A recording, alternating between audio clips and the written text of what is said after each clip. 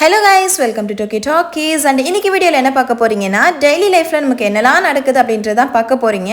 Particular இப்போ வந்துட்டு நிக்கி and டோக்கி என்ன அன்பாக்சிங் பண்ணிட்டு இருக்காங்கன்னா ரன்னிங் ஷூஸ். இந்த ரன்னிங் ஷூஸ் வந்துட்டு நிக்கி இப்போ மிஷன் ஹெல்தி அப்படின்னு சொல்லிட்டு ஒரு காம்படிஷன்ல இருக்காங்க. இந்த ஒரு காம்படிஷனுக்காக இந்த ரன்னிங் ஷூஸ் வந்துட்டு வாங்கிட்டு இருக்காங்க. இத பத்தி டீடைல்ஸா உங்களுக்கு வந்துட்டு நான் சொல்றேன். அண்ட் அது மட்டும் இல்லாம குக்கிங்கே பண்ண தெரியாதவங்களுக்கு கூட சப்பாத்திக்கு இந்த ஒரு சைட் டிஷ் வந்துட்டு ஈஸியா பண்ண முடியும். சோ அந்த ஒரு ரெசிபியும் இந்த வீடியோல பார்க்க போறீங்க. சோ வீடியோக்குள்ள போலாம்.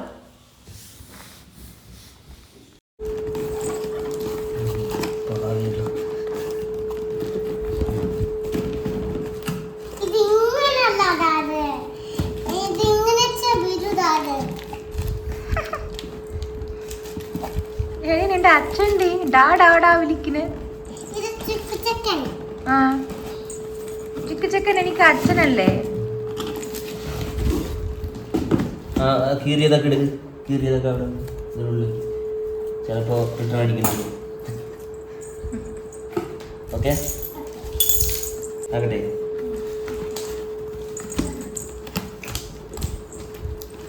சரி, வடிவேலு மாதிரி இந்த பக்கம் அந்த பக்கம் தாவிக்கிட்டே இருக்க.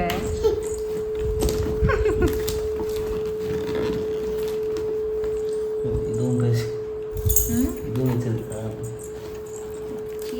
செக்கா.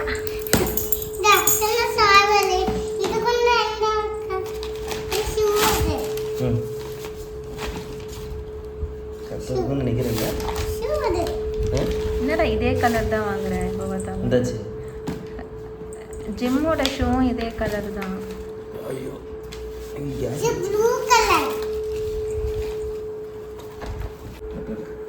பிரச்சனை இல்லையா?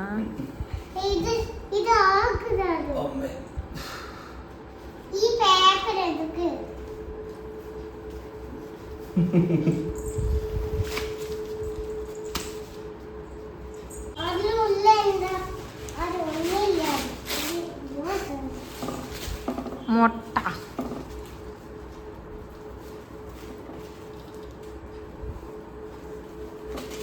இப்போ நான் உங்களுக்கு இந்த மிஷன் ஹெல்த் காம்படிஷனை பற்றி சொல்லிடுறேன். இந்த காம்படிஷனில் வாக்கிங், ரன்னிங் அண்ட் சைக்கிளிங்னு சொல்லிட்டு 3 டைப்ஸ் இருக்குது. நமக்கு என்ன வேணுமோ அதை நம்ம வந்துட்டு சூஸ் பண்ணிக்கலாம். இந்த காம்படிஷன் வந்துட்டு ஒரு சில ஆர்கனைசேஷனில் அவங்களே வந்துட்டு இன்க்ளூட் பண்ணி விடுறாங்க இந்த காம்படிஷனுக்கு. அப்படி இல்லாமல் நம்ம வந்துட்டு அவுட் சைட் பீப்புள் ஜாயின் பண்ணணும்னா 10,000 கொடுத்துட்டு ஜாயின் பண்ணிக்கலாம். பட் இதில் வந்துட்டு ப்ரைஸஸ் எல்லாம் இருக்குது. ஃபர்ஸ்ட் ப்ரைஸே வந்துட்டு 5 lakhs அண்ட் வந்துட்டு டீம் வைஸ் டிஃப்ரெண்டான ப்ரைஸ் எல்லாம் இருக்குது. அது நமக்கு இன்னும் தெரியாது. பட் இந்த காம்படிஷனில் தான் நிக்கி வந்துட்டு இப்போ கலந்துருக்காங்க. அண்ட் இது வந்துட்டு ஒரு ஹெல்தி காம்படிஷன் தான். நார்மலாக நம்ம சும்மா வந்துட்டு சேரலாம். ஆனால் 10,000 கொடுத்துட்டு நம்ம வந்துட்டு செய்கிறது நமக்கு லாஸ் தான். பட் நார்மலாக சும்மா நம்ம வந்துட்டு இதை ஒரு இதுவாக எடுத்துக்கிட்டு நம்ம வந்துட்டு சும்மா நடக்கிறது வந்துட்டு எவ்வளோ ஹெல்தி அப்படின்றத பார்க்க முடியும்.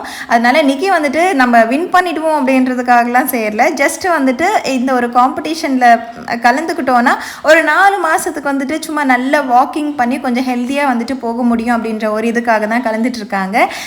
கிட்டத்தட்ட வந்துட்டு 40,000 பேர் மேலே வந்துட்டு இந்த காம்படிஷனில் இருக்காங்க. அதில் நிக்கி வந்துட்டு ஒரு டைம் வந்துட்டு 690 ரேங்க்கு, 800 அந்த மாதிரி அவங்க பண்ணுற அந்த பேஸ் பண்ணி தான் வந்துட்டு இந்த ரேங்க்ஸ் எல்லாமே இருக்கும்.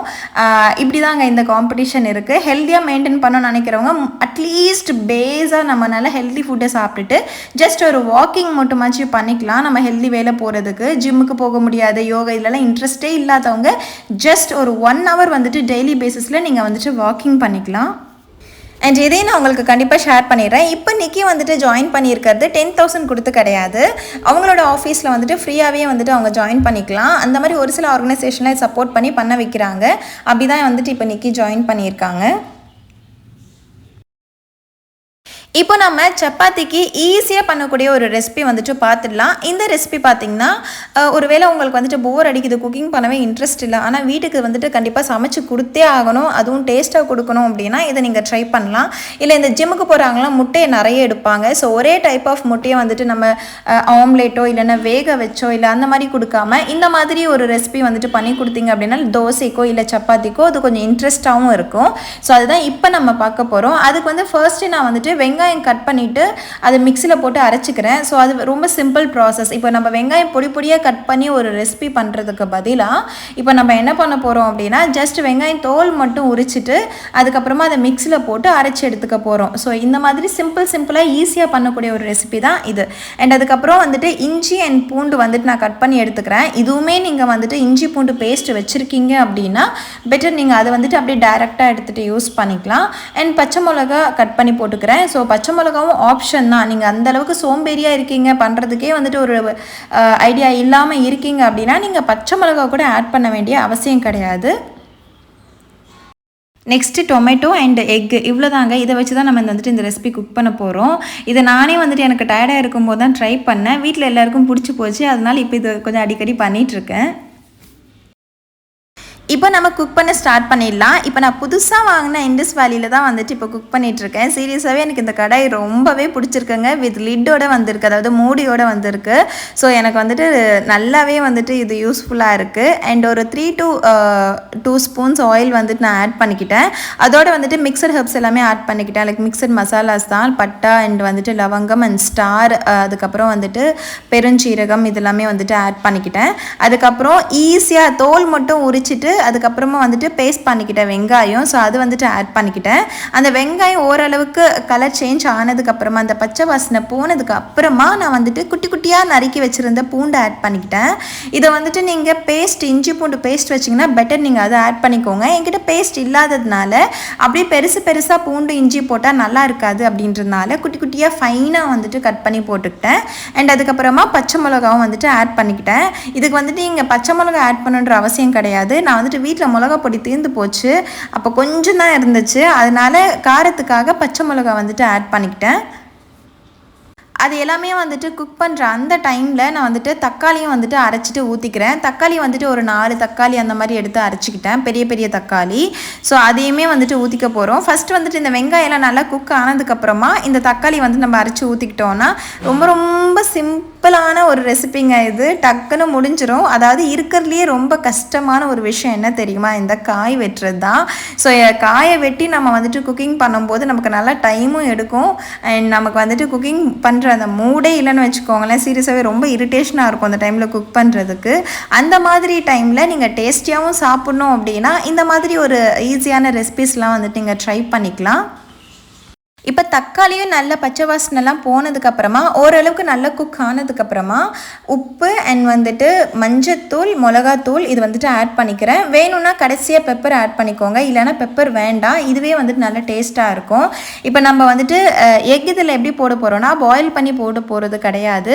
ஜஸ்ட் நம்ம அப்படியே வந்துட்டு எக்கை உடச்சி தான் ஊற்ற போகிறோம். அந்த டைமில் நமக்கு வந்துட்டு என்ன ஆகும்னா எக் இந்த மாதிரி உடச்சி ஊற்றும் போது காரம் வந்துட்டு எக் கொஞ்சம் அப்சர்வ் பண்ணிவிடும், காரம் கம்மியாயிடும். ஸோ அதனால் கொஞ்சம் காரம் கூடுதலாகவே நீங்கள் வந்துட்டு ஆட் பண்ணிக்கிறது நல்லது.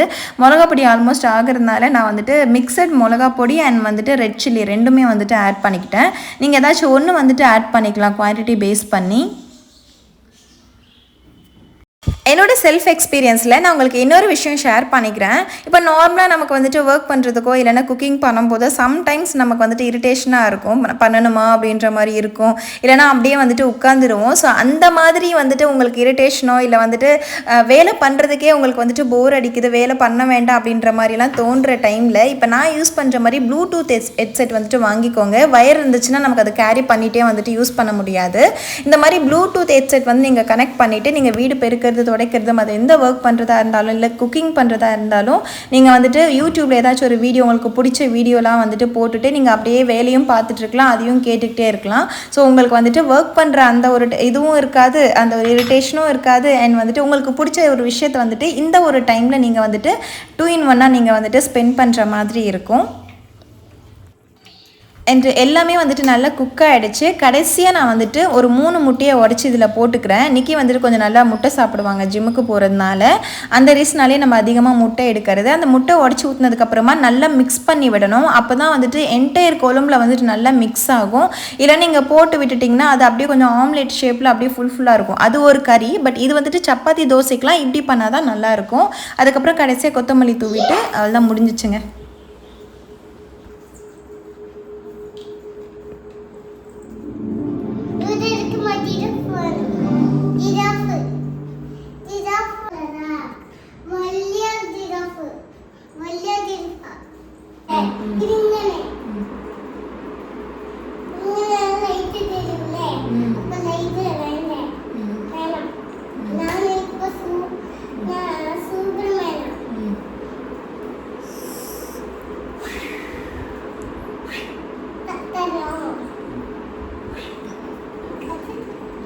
இந்த ரெசிபி வந்துட்டு சப்பாத்தி அண்ட் தோசைக்கு வந்துட்டு அல்டிமேட்டாக இருக்கும். நீங்கள் வீட்டில் ட்ரை பண்ணி பார்த்துட்டு எனக்கு சொல்லுங்கள்.